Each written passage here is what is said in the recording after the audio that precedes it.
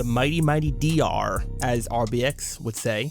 The West Coast rap powerhouse had a reign of success and terror from the early to mid 90s with tens of millions of records sold, and was the home for a time for household names like Dr. Dre, Snoop Dogg, and Tupac, amongst several others. How did it start, and what led to the untimely demise and then resurrection of the label? Let's dive right in. The label was founded in 1991 by Dr. Dre, Suge Knight, the DLC, and Dick Griffey. A lot of you already know the story, especially if you've seen my video about the beef between Ruthless Records and Death Row Records, but Dre and the DLC left due to the financial issues going on with N.W.A manager Jerry Heller and Eazy-E. Suge Knight helped the two as well as Michel'le get out of the contract with Ruthless Records. Dick Griffey, the co-founder who seems to get mentioned the least, was a producer and music promoter who also founded the record label Solar Records, which stands for The Sound of Los Angeles. As you could probably tell by the name, he was involved in the LA music scene. That label was home to acts like Babyface, Shalamar, and The Whispers, classic disco and R&B.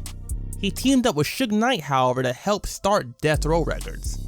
According to a Vlad TV interview with the DLC, before Death Row was formed, he and Suge had their own idea to form a company named Funky Enough Records, but then in 1989, only a few months after his debut album, No One Can Do It Better, was released, he got into a car crash, which resulted in his voice being permanently altered due to the damage.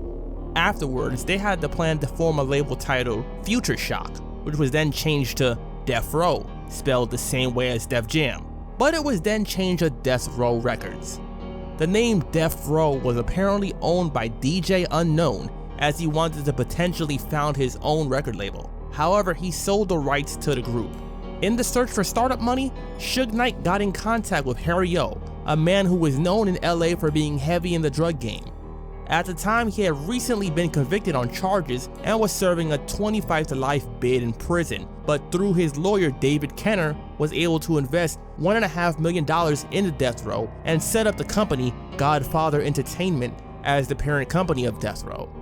He was supposed to get profits from the company due to his initial investment, but that didn't entirely come to fruition. Another way Suge got some of the startup money was the incident involving Vanilla Ice and the Ice Ice Baby song released in 1990.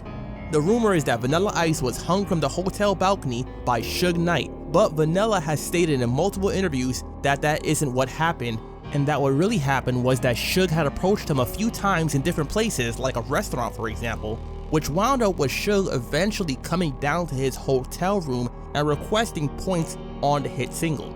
He came on behalf of an artist that he was managing, Mario Cookie Johnson, who allegedly wrote Ice Ice Baby but wasn't receiving royalty payments. According to an interview with Mario Johnson from The Art of Dialogue, he wrote several songs from Ice's album and only 5 were supposed to be used, but they wound up using all of the ones he wrote, which was not part of the deal. Ultimately, money was paid out to Suge after the business was settled amongst everyone, and that also helped fund Death Row Records. Now with funding and a small group of artists to start with, they were ready to begin their hip-hop dominance. What makes them stand out a bit compared to some other labels is that, compared to labels like Def Jam or Cash Money, which I've done videos previously about, they have had relatively few album releases. However, they started things off in 1992 with a certified classic album, that being Dr. Dre's solo debut, The Chronic, released in December. It's considered by many to be one of the best albums in rap, and the album that popularized G-Funk. It was also the album that introduced Nate Dogg, RBX, Jewel, The Lady of Rage, Daz Dillinger, Corrupt, Warren G, and of course Snoop Dogg. These artists made up the majority of the label's roster at the time. Not a bad one at that. The album included classic tracks like Let Me Ride and Nothing But a G-Thang, as well as the Eazy-E, Tim Dog, and Uncle Luke diss track F with Dre Day. Little Ghetto Boy is my personal favorite track on the album and a pretty underrated one at that. As you know, this album was released in the middle of the East Coast versus West Coast beef, as Tim Dog from the Bronx had dissed the city of Compton on his debut album released the year prior, and you can get more details on that in my video on the beef. But Dre and Snoop were also involved in a beef with Uncle Luke from Miami, Florida, as well as Eazy-E. The album wound up going multi-platinum and being one of the best-selling albums for the label and helped bring all those artists featured on the album to the limelight. Almost a year later, in November 1993, the label released their second album, and another classic one at that, Snoop Dogg's debut, Doggy Style. Yet another album that popularized G-Funk, and just like The Chronic, it heavily featured the crew and was produced by Dr. Dre. It featured hit singles like Who Am I and Gin and Juice, and of course the ominous Murder Was the Case, which wound up foreshadowing the murder case that Snoop Dogg would be fighting after the release of the album, and also was the name of the short film and soundtrack to accompany it that Death Row would release the next year. My personal favorite track on the album is Serial Killer. From Corrupt down to RBX, they murdered this track, no pun intended. Corrupt has the standout verse on every song on the album that he's on to me. Doggy Style wound up going multi-platinum as well and sold even more than The Chronic, and stamped Snoop Dogg as a solo artist, not just someone who wrote and featured on Dr. Dre's songs. Also, just like how many feel that The Chronic is Dre's best album, the same goes for Doggy Style for Snoop. It also paved the way for the next people to release an album on the label, The Dogg Pound, composed of Corrupt and Daz. However, in between then, the label released the Above the Rim soundtrack in March 1994, which wound up going double platinum. The soundtrack features tracks from various Death Row artists and features the hit single Regulate by Warren G, the Lady of Rage's debut single Afro Puffs, and the deluxe edition of the soundtrack includes the song Pain by Tupac, one of my favorite rap songs of all time and a top 5 Tupac track. If you haven't heard it yet, you're missing out, so go give it a listen. Also, I did mention Warren G, and he was close to artists on the label considering Dre is his stepbrother, but no, he was not signed to Death Row. That song in particular being on the soundtrack would be considered a Death Row release, however, not to mention that Nate Dogg, a Death Row artist, is also on the track as well. If you haven't seen the film Above the Rim either, go check it out. It's probably my favorite film Tupac starred in. In October that year, the Murder Was the Case soundtrack and short film was released, which once again featured tracks from several artists on the label, like the remix to the title track, as well as What Would You Do by the Dogg Pound, which was their debut single. It also includes the single Natural Born Killers by Ice Cube and Dr. Dre, which would be the first song they did together since back when they were in N.W.A. together years prior. Tupac also featured in the short film, like with the Above the Rim soundtrack. He wasn't signed to Death Row yet at this time. He signed the next year after he got bailed out of prison by Suge.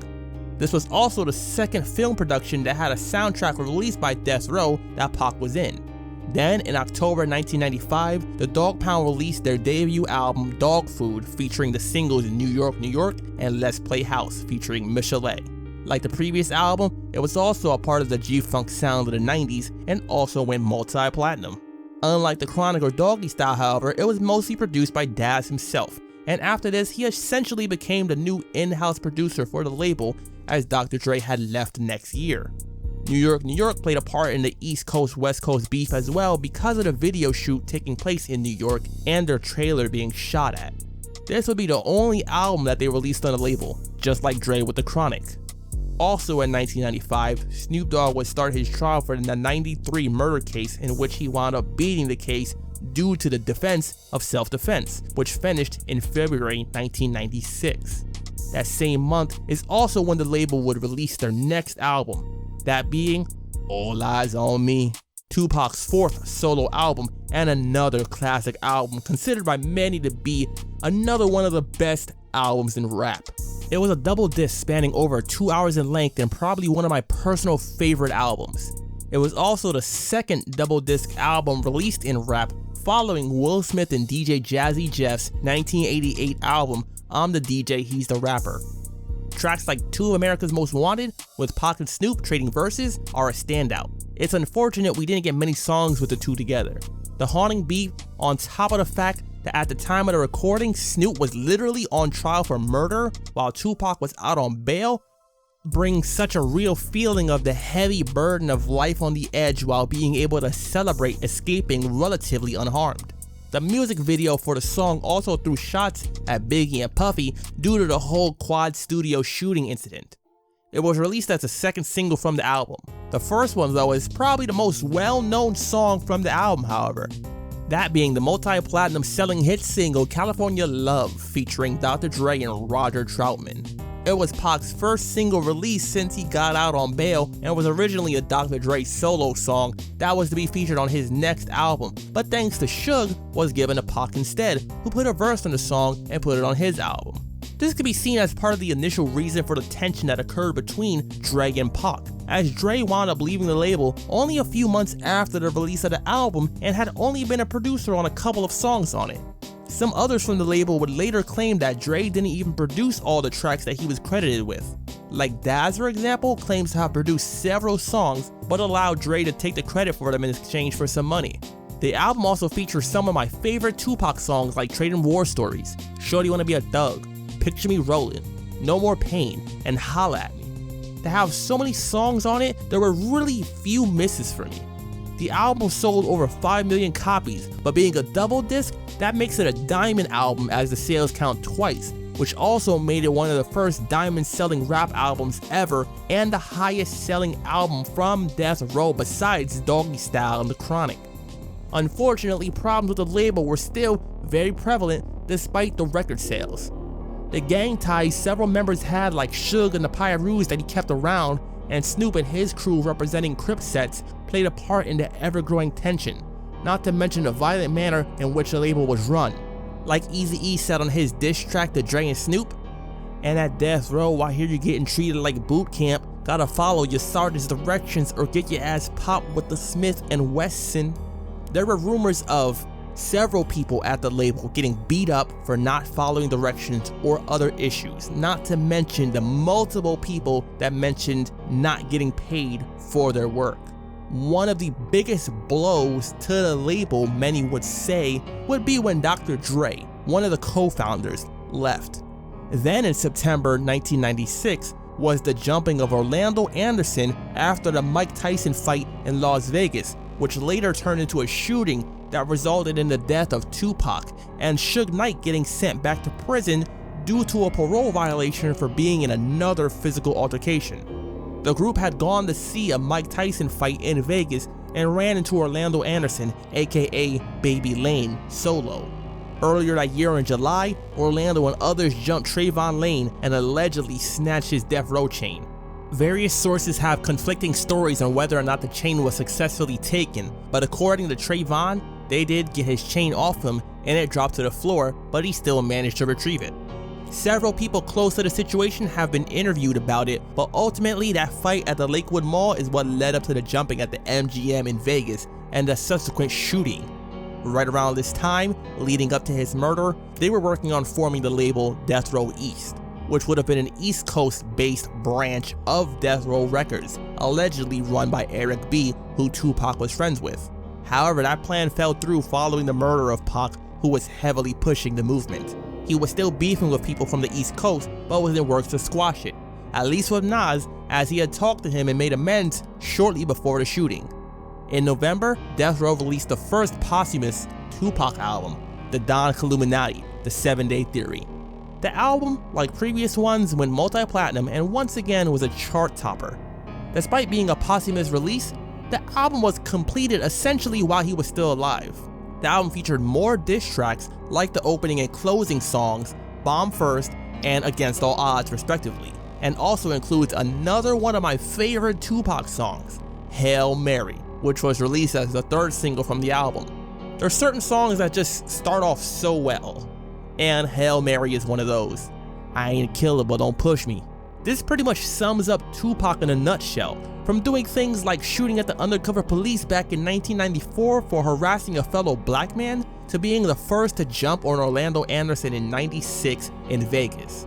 The video for the song fits perfectly as it essentially portrays the ghost of Tupac, or Michel'le now, back as a spirit in order to get revenge on his killers. I know this is a video about Death Row Records, but Pac is one of my favorite rappers of all time, and he was basically the highest selling and biggest artist on the label. Without Suge bailing him out, we don't have All Eyes on Me or The 7 Day Theory, which are considered classic albums. Also, Death Row would only be known mainly for The Chronic and Doggy Style. They did release some other albums, but they just didn't have that same effect for whatever reason. The week after 7 Day Theory released, Snoop's second and final album on Death Row before he left was released, that being The Doggfather. Doggfather wasn't as well received or as high selling as Doggy Style, but still wound up being a platinum selling album as well. Shortly after the Snoop album was released, the label put out Death Row Greatest Hits, a double disc compilation album including various tracks from artists like Dre, Pac, Snoop, and remixes of tracks as well, which also went platinum. Out of the co-founders now at this point, Dre had left to start his own label, Aftermath Entertainment. Suge was in prison again, and Dick Griffey and the DLC were not involved in the label anymore and were suing them for essentially being forced out of their ownership. They sued for several millions, but apparently received nowhere close to that amount, probably due in part to the fact that Suge was in prison, Dre had left the label, and it just didn't have the revenue that it had just a few years prior. In 1997, they released the soundtrack for the film Gridlock'd, which was released in January, 4 months after Pac's murder, and was the second film he was featured in that was released after his death. Like usual, it featured several tracks by Death Row artists. The label then released Necessary Roughness, the debut album by the Lady of Rage, in June.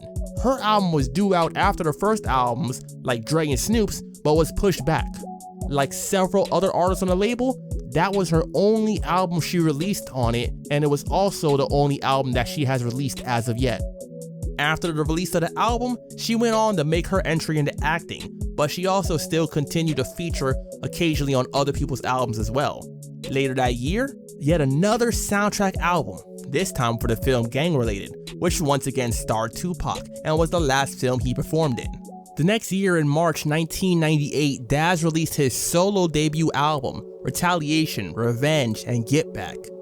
Then that August, they released a second album by singer Michel'le, the former girlfriend of Dr. Dre, and then Suge Knight, who also has a child with both of them, and came along the Death Row with Dre and the DLC. That album was titled Hung Jury, and didn't perform as well as her debut album, which was released back on Ruthless Records years prior. And unlike most of the other albums released by the label up to that point, it didn't go multi-platinum. In November that year, they released a double disc album, Greatest Hits, by Tupac, in collaboration with Amaru Records, which was formed by Pac's mother, Afeni Shakur, shortly after his death, to manage all of his music. That album featured hit singles from his previously released albums, as well as a few unreleased tracks like the hit single Changes. That album, like All Eyes on Me, went diamond as well with sales of over 5 million. By this point, almost all of the artists on the label had left.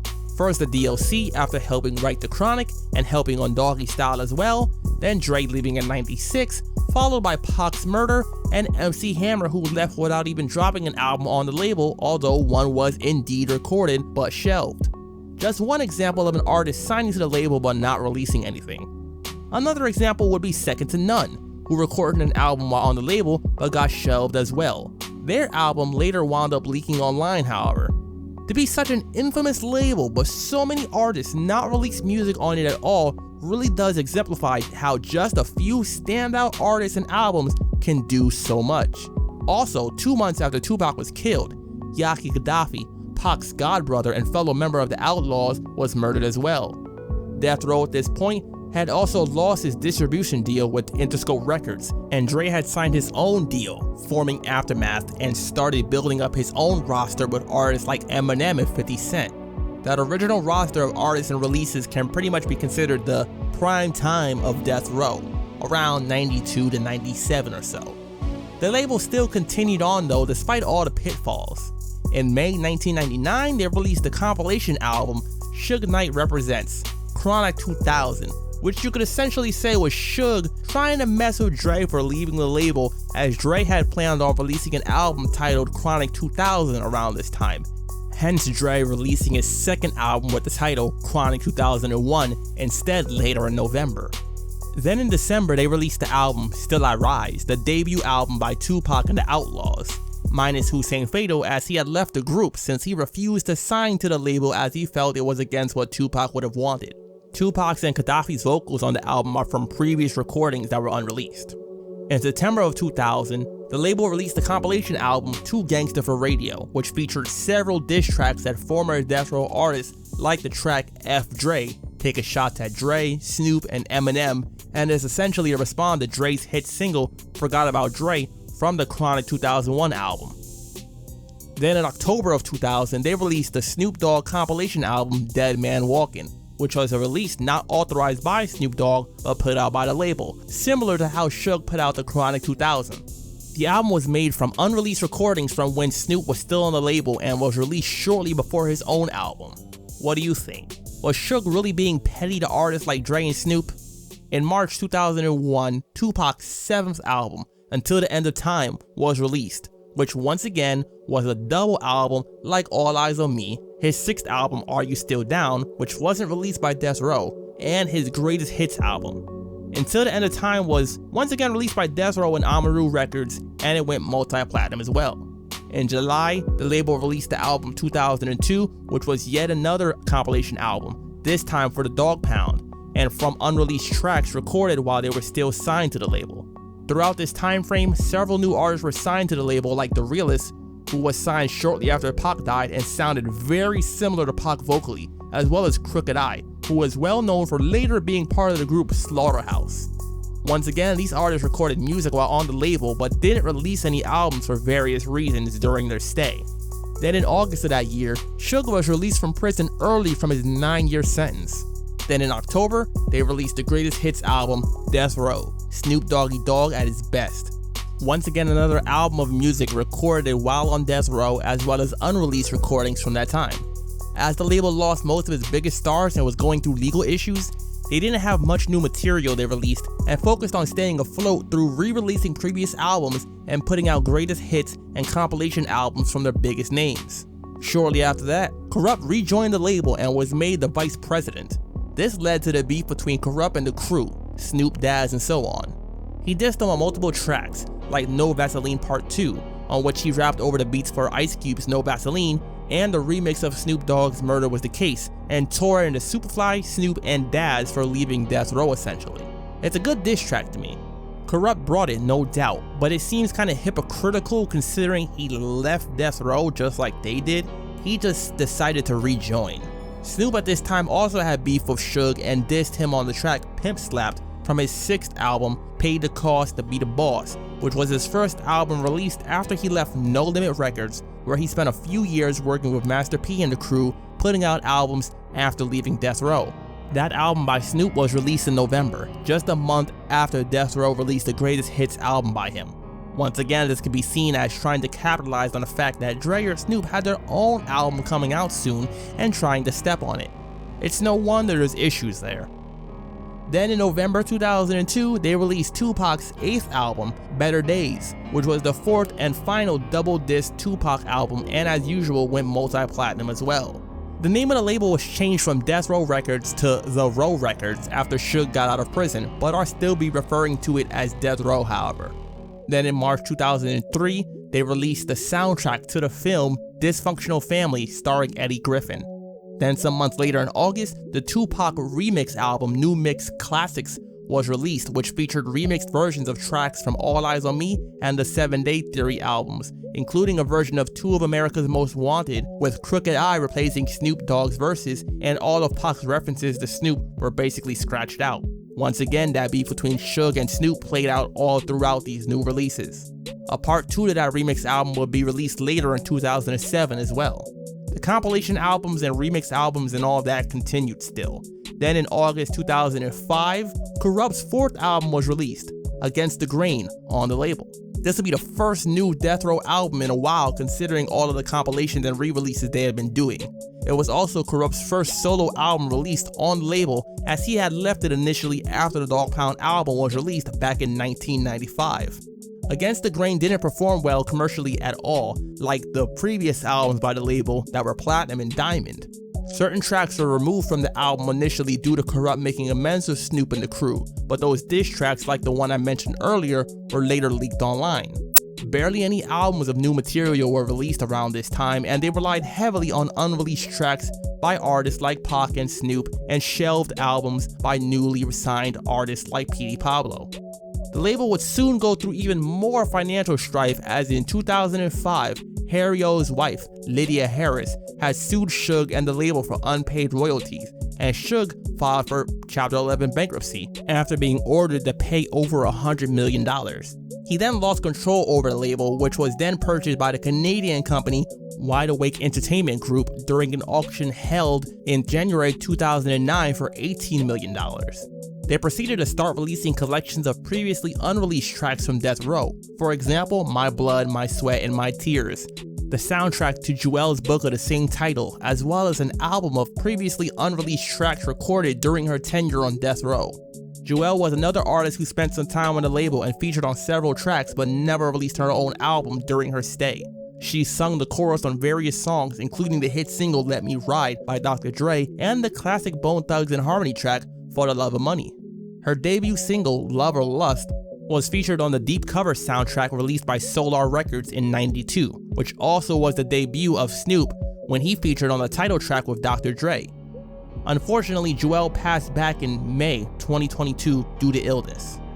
Then in December 2012, New Solutions Financial, the ones who provided financing for Wide Awake, went bankrupt and sold off Death Row.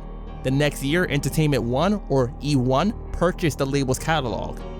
Years later, in August 2019, the well-known toy company Hasbro purchased E1 for almost $4 billion, making them the new owners of Death Row Records catalog as well. The West Coast gangster rap label purchased by a children's toy company. It was something the internet surely had some fun with. Then in April 2021, Hasbro sold off the music portion of the company, E1 Music, to the Blackstone Group for over $300 million. E1 Music later that year changed its name to Monarch Music Group. Then in February 2022, it was announced that Snoop Dogg had purchased the Death Row name and would be purchasing the catalog as well from Monarch Music Group. He also released his 19th album and third on the label, BODR, or Back on Death Row, marking the first new release by the label in years. For a while, it was questioned which album Snoop would now gain control over. Apparently, the albums that were excluded were Dre's The Chronic, as he owns his album, and Tupac's albums, as they're owned by his estate. So essentially, Snoop would now have his first two albums, the Dog Pound album, as well as soundtrack albums like Above the Rim and Murder Was the Case. Still not a bad collection, although having Tupac's discography would be a huge thing for him as well. However, given that it's reported that Pac and Snoop weren't on the best terms when he was murdered, that might not be something Pac would want to begin with. Shortly after the announcement, Snoop stated that he wanted the label to be an NFT label and part of the metaverse. A few months later in May, Canadian rapper Michel'le released a single, I'm Here, on the label as well. Then in June, the group Mount Rushmore, composed of Snoop Dogg, Ice Cube, Too Short, and E40, released their debut album, Bad MFs, on the blockchain, and has a planned release for streaming in December. This would essentially be the new Death Row Records, now with Snoop at the helm. Maybe things can be different for the once dominant hip-hop label. Death Row Records is a label still mentioned in music till this day due to their legacy. What do you think will happen next for the label? What do you think about Snoop being at the head now? What's your favorite Death Row album? Feel free to comment with your thoughts. Remember to subscribe to the channel, click that thumbs up button to like the video, join the Discord to hang out and talk about rap, and become a channel member if you want to help support the channel further.